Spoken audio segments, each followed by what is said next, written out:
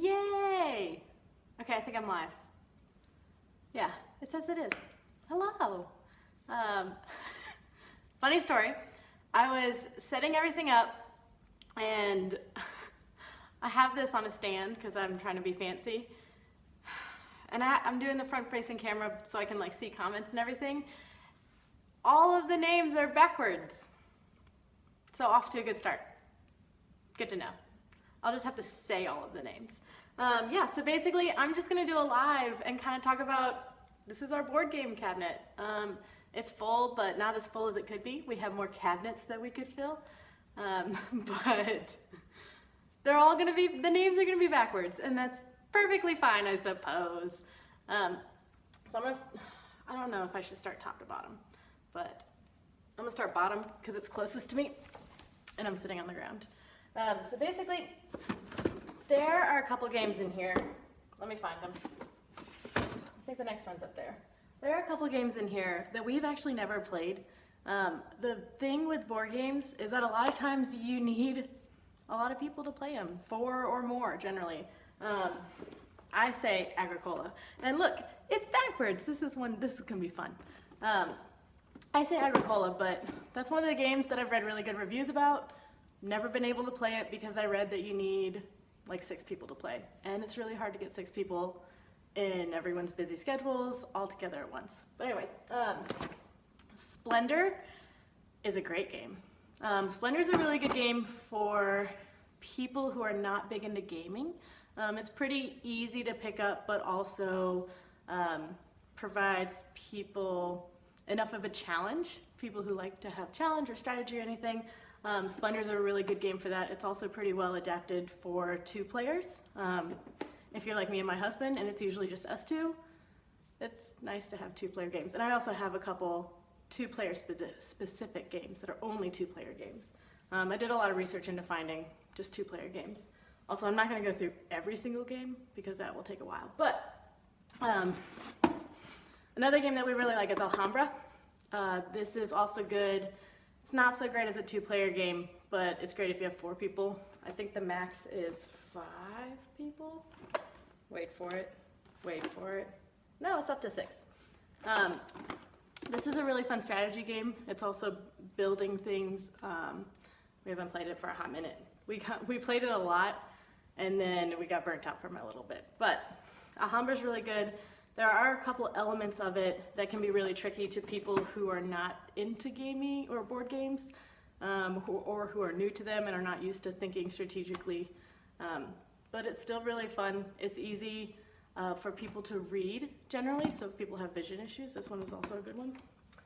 All right, so I have Ticket to Ride. Backwards, this is gonna drive me crazy. I'm gonna have to save this video and like flip it somehow. Ticket to Ride is one of the best gateway games. If you know someone who's not like big into board games, but they could be, but they always say they want to play games, but then they don't want to play games, but then they're like, oh, I don't know. Ticket to Ride is a perfect game for them. There's lots and lots and lots of expansions to it. I have 2 of them in there. You can kind of see them. I'm not going to pull them out because they're buried in there. But there's also a really great phone app, so you can play it on your iPad, and you can also play like 2-player or even 3-player via, I think it's over Bluetooth that you play it. But it's really easy to pick up. It's really easy to develop strategies if you're into strategy games, which we are. And this was our go-to game for years. It's just a great game. It's great to just pick up, especially once you learn the games. It's really great to just pick up and play. While I think of that. Another disclaimer with games, if you are someone that likes games but doesn't know many of them, the hardest part about games is learning the rules. Once you learn the rules, and this applies to any game, once you learn the rules and play it once, it's awesome. You'll like it. It's just hard getting through some of the rules, especially with some of these games up here, because they literally have rule books. There's just a lot to get through, and you know the reward is worth it, but it's kind of tedious sometimes. All right, this is another game that I got for Christmas. Still haven't played it, because you need like 7 people in order to play it really well. There's also another game down here called Diplomacy. Michael got that as a gift. It's basically, the way that I understand it, it's basically a game that you debate things. I literally have no idea how to play it. So if any of you know, let me know. I don't want to play it.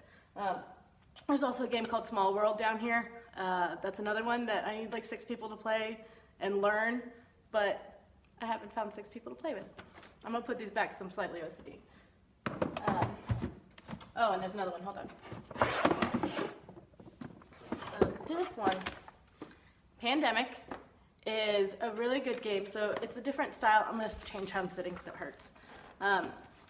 Pandemic is a great game to play with people who are also not that into board games.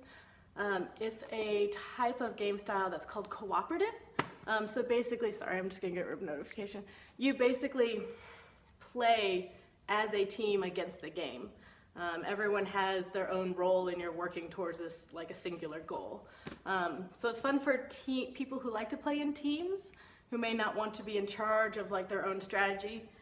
For people like me that are uber competitive and don't like teams, this is not necessarily your first choice, but it's a really fun game. Also, great phone, great iPhone or iPad game. They've adapted the game to an app really well. Dixit, this is still in the wrapping because we got it as a gift.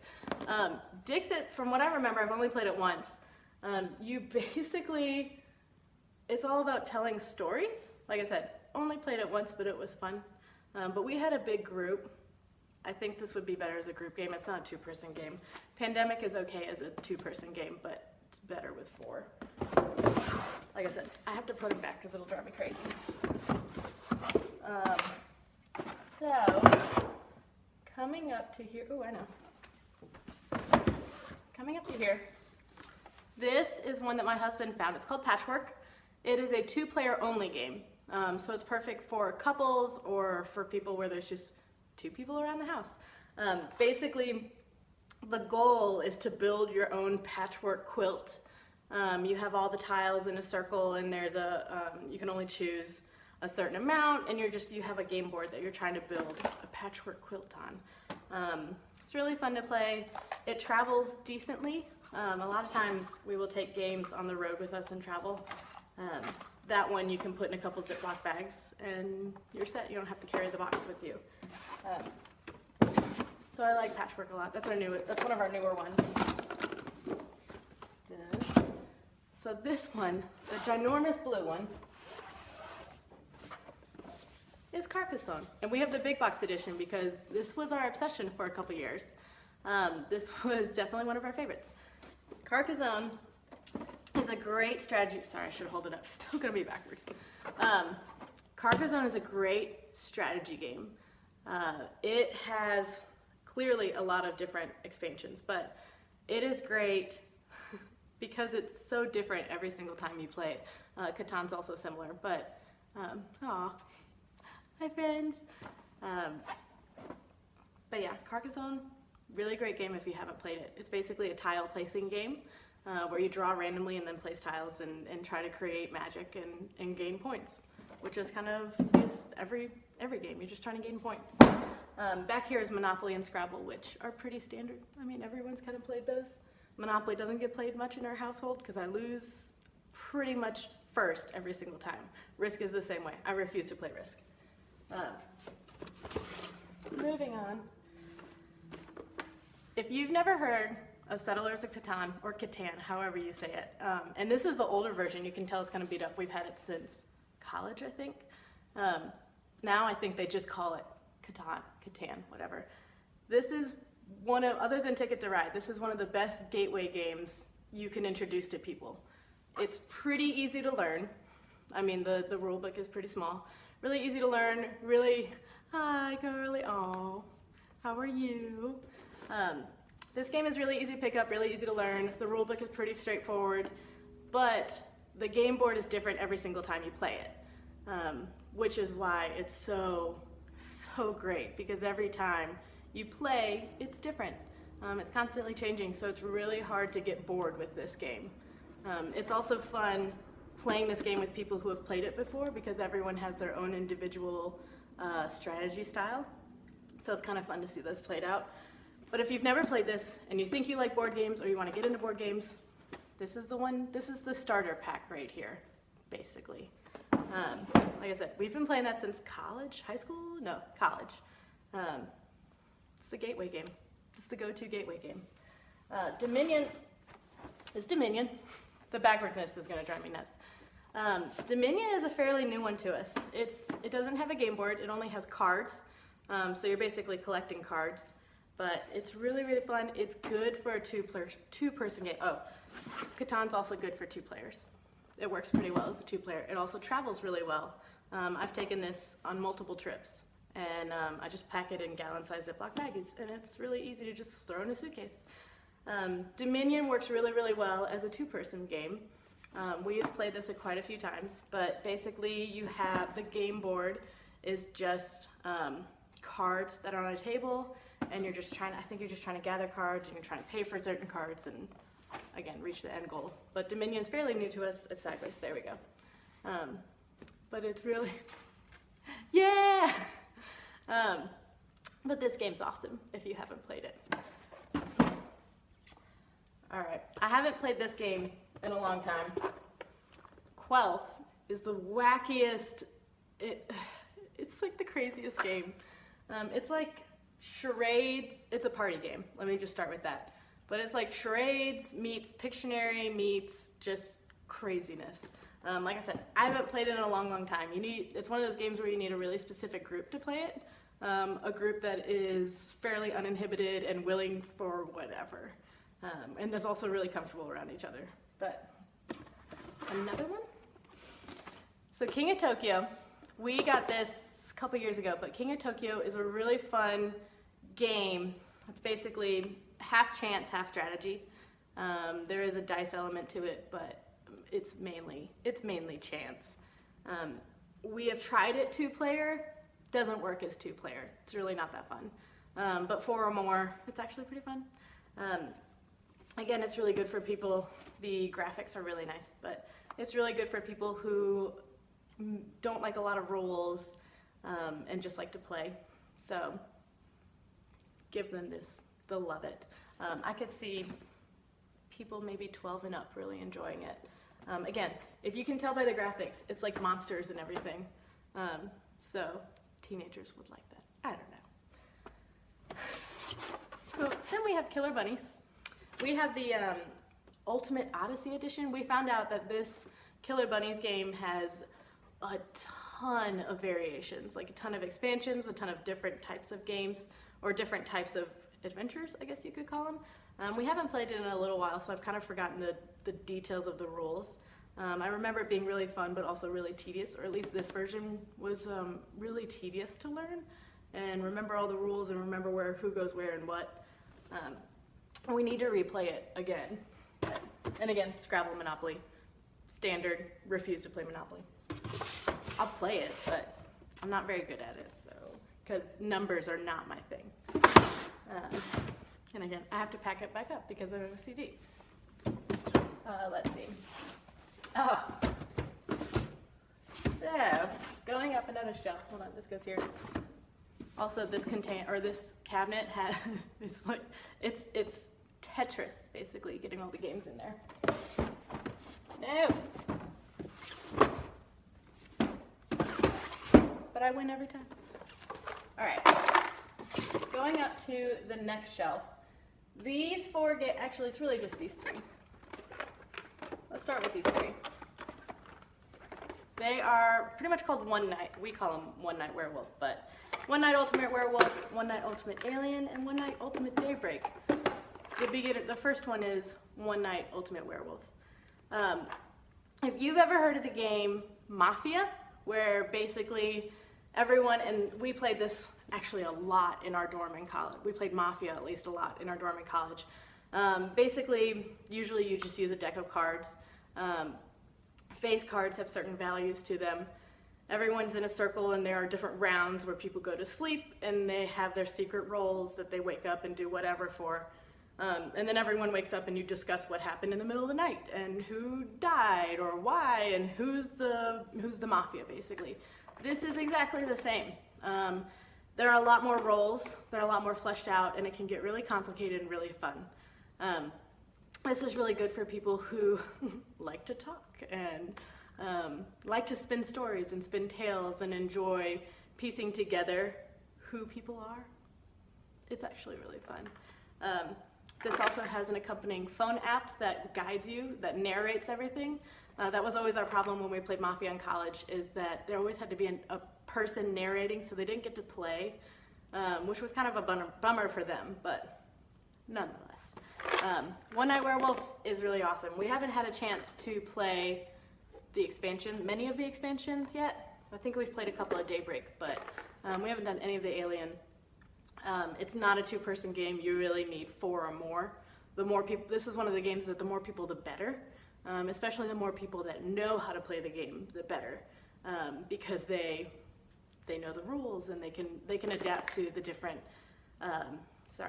to the different roles and jobs that role has. But anyways, if you like Mafia-styled games, One Night Werewolf is perfect for you. Spinning off of that, it's made by the same company, and it's called Werewords. This one, if you have friends and you want a quick game, easy to teach people, but you want a little bit of strategy and a little bit more than just a simple game, Werewords is awesome. It has a similar element to One Night Werewolf, where basically it's like a 6-minute round that everyone has a different role. You go to sleep, things happen, you wake up, and you figure it out. The best part, it's similar to that, but this Werewords combines 20 questions on top of that. So basically everyone wakes up and you play 20 questions to guess a word that the mayor has chosen. And they're only yes or no answers and everything, and it's really, really fun. And at the end of the round you have to figure out who's the bad guy, who's the good guy, whatever. But Werewords is really fun, easy to teach people. Doesn't work as 2-player, you need more than 2. More the merrier. There's lots of roles that you can do. We haven't gone into some of them, we usually are, when we've played, we're usually teaching people this game, so we haven't delved into more of the roles than just the standard ones. Hoping one day we will, but Werewords, great game to pick up quickly, take to parties and teach people quickly. We've taught a lot of people that game, and then they end up buying it for themselves. So I recommend that one. Again, travels really well. Look at the box, it's tiny. All right, moving on. I'm just gonna, this one right here. So we have Cards Against Humanity. If you have not heard of this game, then you are definitely more saint-like than the rest of us. I'm just gonna leave it at that. It's basically it's dirty apples to apples, if you've ever played apples to apples. It'll make you feel terrible about yourself, but it's fine. We bought the Hillary and Trump packs to go with it. We haven't played them yet though, so if anyone wants to play Cards Against Humanity with us, you're welcome to. So it's Fluxx, but they have different themes. So this is Zombie Fluxx. Fluxx is a card game. It's basically, most of it's to chance, but some of it, there is some strategy, but most of it is to chance. It's a really fun game. It travels really, really well. It's easy to play with 2 people. But basically, you're just trying to reach a certain goal, but that goal keeps changing, so you're trying to adapt to that certain goal. Like I said, it's great as a 2-person game. It travels super easily. And there are a bajillion variations of this game. I know they have a Star Wars themed one, they have a Wizard of Oz themed one, and then they just have a regular one, but we really like the zombies one. The backwards words are driving me crazy. Okay, going up, let's see. Let me start with this one over here. I would start at the bottom. So, Exploding Kittens. If you haven't heard of Exploding Kittens, that's perfectly fine. It's a really fun card game, and it's only cards. But basically, it's terrifying because there's a card that makes you explode, makes your kitten explode, and you're trying not to get that card, but you don't know where it is. And you just keep drawing cards and you keep going around. It's really fun. They have some expansions. We have one of them back here, but we haven't played it yet. Remus is scratching. Remus, are you okay? I know, bud. He's like tired. And now he's laying next to me. Good boy. Exploding Kittens is a really fun game to play with pretty much anyone. There he is. Look at him. It can be played 2-player. It's not super great as a 2-player. It's really more for 4. 5 people is great too. 5 people is an excellent number. But yeah, you can get a target. It's everywhere right now. The graphics are really entertaining to look at. But Battle Line, so Battle Line is a 2-player only game. We haven't had a chance to play it yet, so I don't really have anything to say about it. But I have read good reviews. So the reviews are good, just haven't played it. Going on, this isn't a game. So my husband found this at GameStop, I think, is on clearance. Basically, it is an escape room in a box. It's called Unlock. I think there are a lot of different ones. Remus, buddy. There are a lot of different ones of them. We have the we have Tenople's Treasure. And we tried it on the plane and we couldn't do it, so we have to play it again. But there are a whole bunch. And it has an app that accompanies it. So you can download the app, it's free. But yeah, so next one is okay. We have a discussion about this game, whether it's called Jaipur or Jaipur. Someone help me. I know it's backwards. Someone help me figure out how to say this because we've looked it up. It's not helpful. But anyways, this is a 2-person only game. We've only played it a handful of times. We haven't played it too much, but we didn't quite understand it the first time we played. So I think we need to play it again and really flesh it out. But it was fairly fun the first time. We've also played it on a plane, so we had very limited space, and I think we needed a little bit more space. But it's small, so you can take it anywhere you want with you. All right, so moving on. I gotta get up now. Let me move these. So, going on up here, those are just cards. This is Monopoly Deal. If you are like me and not a big fan of Monopoly, Monopoly Deal is a great game for you. It's just cards, but the premise is very similar to Monopoly, where you're trying to buy the properties and all that stuff and not go to jail, and it's very similar, but it's way more fun because it's just cards. We played this one time until like 3 in the morning because my husband wouldn't lose and I couldn't allow him to keep winning.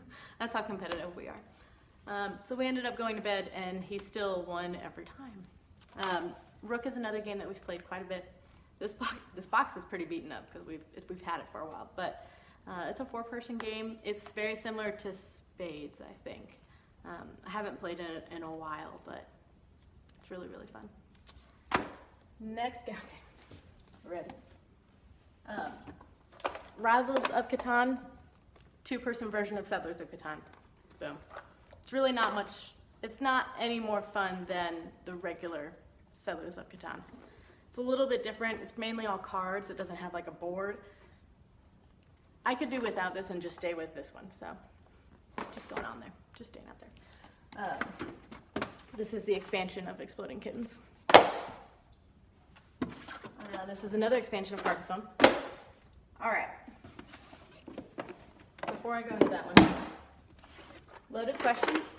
This is a really fun party game. If you have a bunch of people who really don't like games and don't like strategy games in particular, because we really enjoy strategy games if you can't tell, but if you have someone who doesn't like strategy games, this one's perfect for them. Another one that's similar that I can't think of right now, I can't think of what it is right now, but Loaded Questions. Actually, you know what? This is different than what I thought it was. I know we played it. I don't remember what it is now, though. There's another one that we don't own that we've played a couple times. I can't remember. Oh, Imagine If. Imagine If is great for people who don't like games or people who don't want to play a long game. Hold on one second.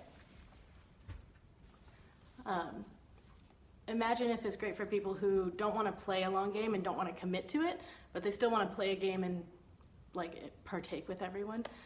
Basically, it's also really fun because you can involve everyone. But there's a little board that you can, that's a dry erase board. You write their names in, and then there are certain cards that are and you have cards in your hand. But basically, the card's like, imagine if Molly was a type of vehicle. What type of vehicle would she be? A truck, a convertible, a tractor, I don't know. So it's like that, and then you vote for what you think. But it's really fun with a lot of people on that one. I highly recommend that one. We don't own it. No, we don't own it. I think we've just used other people's when we go play, and now he's rolling around. Good grief. So, also, Risk in Life up there, by the way. Risk, don't ever. The last time I played Risk was in college, and I played it with my sweet husband who loves strategy games and loves developing strategies and is really good at developing strategies. But I had lost and I was just sitting there, and my husband and another friend of ours strategized for an hour and a half.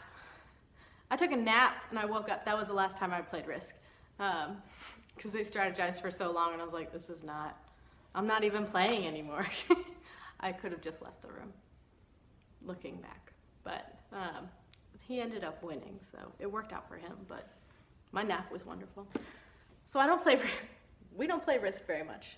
We have plenty of other games that we can play, but the last game is our newfound favorite that we're really excited about. We've played it and introduced it to quite a few people now. Basically, it's called, and it's backwards, it's called Above and Below. It has a ton of pieces to it, and the sun went away. Has a ton of pieces to it, like physical little pieces, a lot of rules, a lot of things going on, but it's really, really fun after the first time you've played it and after you've read the directions, the book, basically the book. But this is a newfound favorite of ours. A friend of ours introduced it to us. We went, played a game night at their house, and he showed us the game and he was really excited about it, and now we love it. But yeah, it's a really fun game. It has a lot of strategy. Like I said, a lot of strategy, a lot of moving parts. Remus is giving me the stare down right now. I know, but a lot of strategy, a lot of moving parts, but it also has like a storytelling element, an adventuring element to it, kind of similar to Dungeons and Dragons a little bit. From what I've been told, I haven't played Dungeons and Dragons, but it has a adventure book that you will adventure, make decisions, and see the outcome, whether they be good or bad. But Above and Below is one of our new favorites, and we really love it. We love introducing people to it. But yeah, I would say Above and Below also translate to a two-player game really well, surprisingly. We've really enjoyed playing it just, as I drop the box, with just 2 players. I think that's all of our games. I know we have a couple more, but we don't know where they are. These are our favorite ones, if you can tell. But yes, if anyone would like to come over and play, I say Agricola. I don't know how you pronounce it, but that's how I say it. What was the other one? Small World, 7 Wonders, and Agricola. If anyone wants to come over and play, I'll be right here. Thank you for watching. Yeah, feel free to comment or send me a DM if you have any other questions or suggestions. Yeah, I just wanted to talk about board games because we really enjoy them and wanted to share the love because there's a lot of them. Maybe my top favorites. Above and Below. Carcassonne is an all-time favorite for me. Once you learn the field situation, once you figure out fields in Carcassonne, you're set. Until then, it's hard. And then Dominion's really fun. Catan is a given because it's classic, pretty much. And then I think Ticket to Ride. Those would be my favorites. And then Werewords. Werewords is like slowly becoming a favorite. But yeah, y'all have a good rest of your day. Thank you for watching. But see y'all.